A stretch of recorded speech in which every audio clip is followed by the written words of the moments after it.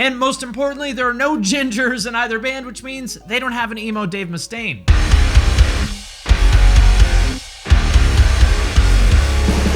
What's up, everybody? I'm Finn McKenty. This is the Punk Rock MBA, and today we are going to settle one of the most pressing debates of our time. Who are the big four bands of emo? Like, if we made an emo Mount Rushmore with swoopy hair and those fingerless stripy gloves, what four faces would be on that monument? If you're not familiar with the idea of the Big Four, that is what they called Metallica, Megadeth, Anthrax, and Slayer, the so-called Big Four of thrash metal. And so the question today is, who are their emo equivalents? Is it the founding fathers of emo like Rites of Spring and Dag Nasty? The 90s bands like the Get Up Kids and the Promise Ring? The quote-unquote scrams bands like Page 99 and Saosin? Or are we talking about scene bands like Pierce the Veil and Sleeping with Sirens? So who is the Metallica of emo? And most importantly, who is the emo generation's Dave Mustaine? Those are the questions that I will answer in this video. Also, I am now on Twitch. I'm streaming twice a week. I also have a Discord, which is now up to over 4,000 members. There's links to both of those in the description of this video. All right, so first of all, let's talk about what I mean when I say emo. Because just mentioning the term emo is pretty much guaranteed to spark some massive debate about what it even means. And I am here for it because there's nothing more entertaining to me than watching 36-year-olds get into heated Reddit arguments about what constitutes real emo. Real emo only consists of the DC emotional hardcore scene and the late 90s screamo scene. What is known by Midwest emo is nothing but alternative rock with questionable emo influence. And I'm not going to get into that whole argument here, although I'm sure plenty of people will do that in the comments. I'll just say that for the sake of this video, I'm going to define emo as the bands of the mid-2000s or so that really put the genre on the map in the mainstream. Like, if you ask my 35-year-old sister from Vietnam what emo is, she's not going to pull out her Rites of Spring vinyl and recite the real emo copy pasta. She's going to think of those swoopy-haired Hot Topic bands, the bands that I like to affectionately call mall emo, which actually is kind of like the Big Four of thrash. They weren't necessarily the first thrash bands, they weren't necessarily the best, but they are the bands that most people would think of when you say the word thrash, and so that is how I will be approaching this. Which brings us to the first question. Who is the Metallica of emo? Who can claim to have that combination of longevity, influence, and massive commercial success that Metallica did? The first name that actually came to mind here for me is Panic at the Disco, who've actually been around for almost 20 years now. It's kind of scary, and I'm not sure that everybody realizes exactly how big this band is. They, or more accurately he, I guess, since it's pretty much just Brendan's solo project at this point, he's released 6 albums, 5 of which have gone platinum. He did a song with Taylor Swift. His last 2 albums went to #1 on Billboard. It's a pretty impressive track record. And of course, back in the day, their first album, back when they were actually still a band, was a certified classic. Like, to this day, I Write Sins, Not Tragedies is an instant sing-along for anybody from that generation, especially what I like to call the more XD kind of flavor of theater scene kids. Haven't you people ever heard of closing a damn door? But I am actually going to knock them out of contention for this slot because aside from that first album, they really kind of weren't emo. I'm not sure exactly what to call them, like some combination of indie and pop and rock that was maybe emo adjacent, but I wouldn't really call them emo per se. The next band that came to mind that I actually was originally going to put in this slot was My Chemical Romance, but I actually changed my mind on that too. Yes, they are most certainly a great legendary band, but they really only have like 1.5 big albums. Very, very important, super influential albums, yes, but it's really only those 2 albums. So I don't think you can say that they have that kind of longevity that Metallica has. So I would actually give this spot to Fall Out Boy. I know this is going to be a little bit controversial, but think about it.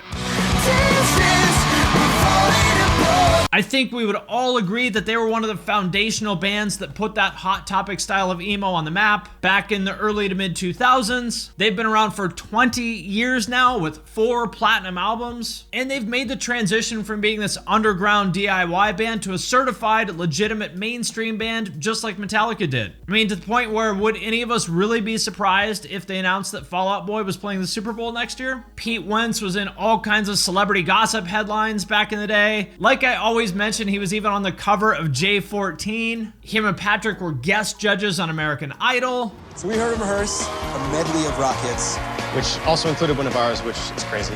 Here's your top 9 Take it away, guys. And just like Metallica, they've put out a few stinker albums that the fans didn't like because they made a big stylistic change, but in spite of that, I think they're still pretty much universally loved, or at least respected, as one of the bands that got millions and millions of kids into the scene, just like Metallica did. So with that settled, that brings us to the next question: who is the Megadeth of emo? The number 2 band in the genre, ideally with a super annoying ginger frontman, just to kind of really make this a perfect analogy, but we'll see if we can make that fit. Oh, you. Every village has its asshole and you're it.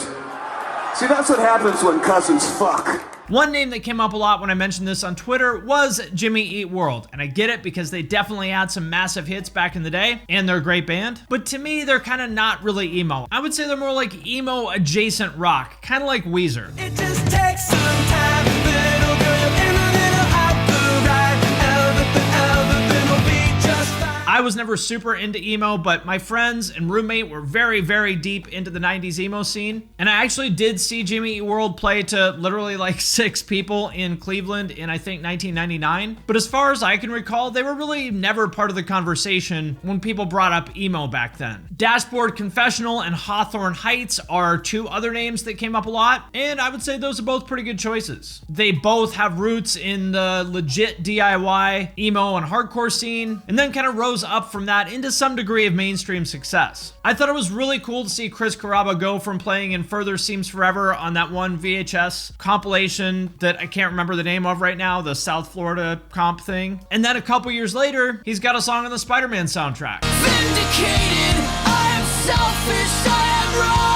And same for Hawthorne Heights, super cool to see them come from like the Dayton scene and have this like mainstream radio hit. But in both cases, I would say, you know, they're not like one-hit wonders exactly, but maybe like 2-hit wonders, which is not a diss at all. That's super respectable. But I do think that means that they lack the longevity that they would need to really fit into this number 2 slot. And most importantly, there are no gingers in either band, which means they don't have an emo Dave Mustaine. What a fucking loser. Which makes the choice for the Megadeth of emo that much more obvious. It's gotta be Paramore. Whatever makes it break. Haley technically isn't a ginger, but she did have orange hair for a long time. And unlike Dave Mustaine, she actually seems like a really cool person, so she's not annoying like he is. But go with me here, I'm doing the best with what I have, okay? And let's talk about what puts them a league above the bands I just mentioned. Well, first of all, they have 3 platinum albums over the past 15 years. Haley is arguably the biggest mainstream star of the whole emo scene. Like, I can't really think of who I would put above her. They were one of the biggest gateway bands of that whole generation as far as getting new kids into the scene. And I think Paramore will be able to continue playing music for pretty much as long as they want. Kind of like how Megadeth continues to have a bizarrely loyal fan base 35 years into their career, despite the fact that the band has been absolutely terrible since like 1990. And there's also a little bit of the drama factor, just like how Dave Mustaine got kicked out of Metallica, and that's always like a thread that comes up. Paramore also has their share of lineup drama. Why did the Farrow brothers leave the band? Was it Haley's fault? So there is the drama factor, although sadly nothing quite as funny as when I woke up one morning, checked my Twitter timeline, and I was confronted with Dave Ellefson blowing a load. But anyway, let's move on. I've already said way too much about that. And before I move on to the Slayer of emo, let me first address a few bands that didn't quite make the cut here. We'll call this the honorable mention section. The first category would be like Pierce the Veil, Sleeping with Sirens, and all those other 2010s scene bands. Again, these are really solid bands who did very well. I think both of them hit the Billboard top 10 at least once, but they're just kind of the generation after what we're talking about here, so for that reason, they are out of the running. Or going the other direction, going back in time, there's all those real emo bands that I'm sure hundreds of 35-year-old dudes with beards have already angrily brought up in the comments. Sunny Day Real Estate, Get Up Kids, Texas is the Reason, The Promise Ring, Cap and Jazz, all that stuff. All great bands that deserve your love and attention, but number 1, that's earlier than the period we're talking about here, and number 2, none of those bands were anywhere near as popular or influential as Fall Out Boy or Paramore. I saw every single one of those bands in their prime, and at best, on a good night, they're playing to like 100 people. Probably less than half that. Meanwhile, Fall Out Boy are playing stadiums. And same deal for the so-called scrams bands or real screamo bands like Page 99, Orchid, Saosin. Much respect to all those bands, but they are just way too underground to be considered here. Brand New is another band that I'm sure will come up because their fandom is absolutely insane. And again, they certainly did well for themselves and put out some music that their fans absolutely love. But objectively speaking, they just weren't on the same level as the big four of emo. I would say they're like the next notch down from that, along with bands like Census Fail, Saves the Day, From Autumn to Ashes, Funeral for a Friend, Silverstein, and tons of other bands that I just can't list here. So with all of that being said, that brings us to the next question: who is the Slayer of emo? Some people have mentioned Saosin, which is a band that I personally have a ton of respect for. It's just like him to wander off in the evergreen park. As I said in the video that I made about them, I think that they pretty much created the template for the entire post-hardcore scene of the mid to late 2000s with their self-titled EP. Absolutely iconic release, but that is exactly why I'm leaving them off this list. If you want to split hairs, which is what we were doing in this video, I would consider them post-hardcore, not emo, and so for that reason, they are off the list. God, Mom, I told you we're not an emo band, we're post-hardcore. Now get out of my room and shut the door. And so as far as this slot goes, I would say that it's My Chemical Romance. But you really need to listen to me, because I'm telling you the truth. I mean this, I'm okay. Trust me. Just like Slayer, they're not the biggest band of the big four. I mean, they definitely did well. They've sold millions of albums, but they're not as big as Paramore or Fall Out Boy. But they might be the most respected and influential because so much of what they did in just the few years that they were in their prime laid the groundwork for pretty much the entire genre. Like if you look at Slayer's 3-album run of Rain and Blood, South of Heaven, and Seasons in the Abyss, it's pretty much untouchable. Like nobody can argue with the greatness of that run. Every one of those albums pushed the genre forward in different ways. People are still borrowing ideas from the playbook that Slayer wrote because it is just that good. And by the same token, in 2021, people are most definitely still taking pages out of the My Chemical Romance playbook because again, they were just that good. I think they're the one band that pretty much anybody in any kind of emo adjacent band of any kind would agree on as an influence, or at the very least recognize their greatness. And like Slayer, I would actually say that they're probably the least accessible of the big four. Not that they're super extreme or anything. I mean, we're not talking about like Cannibal Corpse or whatever, but within the context of emo, you know, your older sister or your mom might like a couple of Fall Out Boy or Paramore songs, some of the more pop stuff, but My Chemical Romance starts to get a little bit too loud for the normies, I think. Plus, if you look at Jeff Hanneman's eye makeup from Show No Mercy, it does kind of remind you of the Black Parade. Which brings us to the last question: who is the Anthrax of emo? The least popular band of the group that deserves a lot more credit than they get. The band where you're like, man, how do people forget how fucking good this band was in their prime and what they did? And to me, there's really two options here for this slot. The first is Taking Back Sunday, who along with Saves the Day and AFI were two of the very first bands to come out of the actual legit DIY hardcore scene and get some degree of mainstream success, and eventually bring emo to the masses. I just wanna break you down so badly.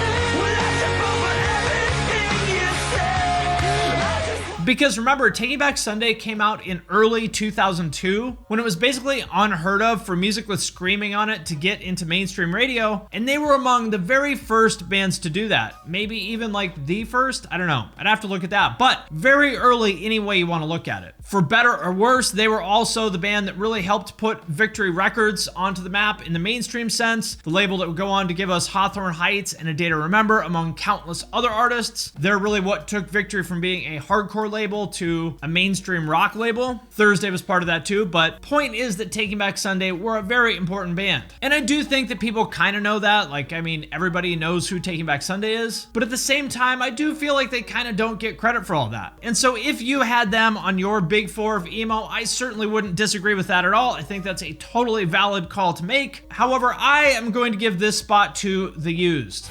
I'll be just fine, pretending I'm not. To be just totally blunt, I would say that anything Taking Back Sunday did, The Used just did better. Better songs, better production. Bert was a better, more charismatic frontman than Adam. They were very similar bands, but The Used to me is just better in every way. And so if there can be only one band in the slot as that sort of underrated band that deserves to get more credit for playing the role of bringing screaming onto mainstream radio, I would say it's got to be The Used. I think The Used have also done a better job of managing their legacy, of staying relevant and active. Like if you compare their latest stuff, I think the last thing Taking Back Sunday did was from 2016. They put out an album called Tidal Wave, which isn't bad at all. Adam sounds great on it. He has an awesome voice, but it just kind of feels like a directionless rock album where I'm like, I don't really know what they're trying to say with this. So what's gonna happen when the old man goes? Will you embrace chaos or take control when the guns are drawn outside your door? And there's nothing about it that really makes me feel like they have some sort of larger creative vision that they're still trying to get out. It's one of those albums where you're like, I feel like any band could have put this out. Whereas if you listen to The Used's most recent album, Heartwork from 2020, it's actually really fucking good.